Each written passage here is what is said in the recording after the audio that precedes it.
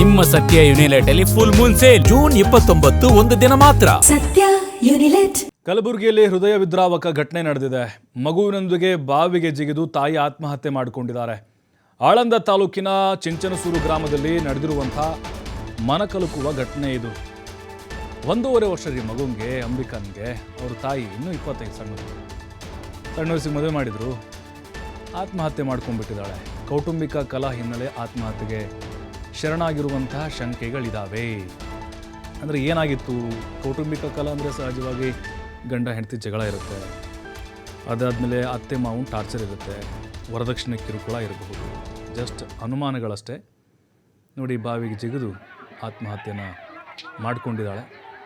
ಇಡೀ ಊರೇ ಅಳ್ತಾ ಇದೆ. ಇಡೀ ಊರೇ ಬಂದಿತ್ತಲ್ಲಿ.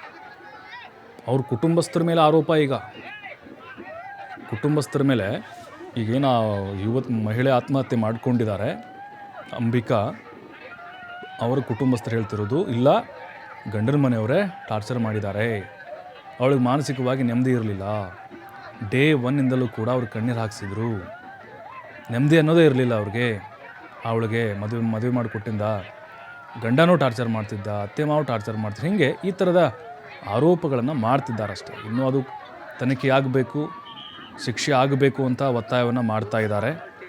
ಆ ಮಗುವಿನೊಂದಿಗೆ ಹಂಗೆ ಅಪ್ಕೊಂಡೇ ಪ್ರಾಣ ಬಿಟ್ಟಿದ್ದಾಳ್ರಿ.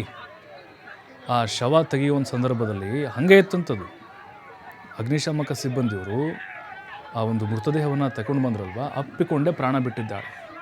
ನೋಡಿ, ಸಾವಿನಲ್ಲೂ ಕೂಡ ತಾಯಿ ಮಗು ಒಟ್ಟಿಗೆ ಇದ್ದರು. ಬಾಯ್ ಬಡ್ಕೊಂಡು ಅಳ್ತಿದ್ರು ಅವರ ಸಂಬಂಧಿಕರು. ಅಂಬಿಕಾ ಅವ್ರ ಸಂಬಂಧಿಕರು ನ್ಯಾಯ ಕೊಡಿಸ್ಬೇಕು ನಮ್ಮ ಮಗಳ ಸಾವಿಗೆ ಅಂಥೇಳಿ ಅಲ್ಲಿ ಒತ್ತಾಯವನ್ನು ಮಾಡಿದ್ದಾರೆ.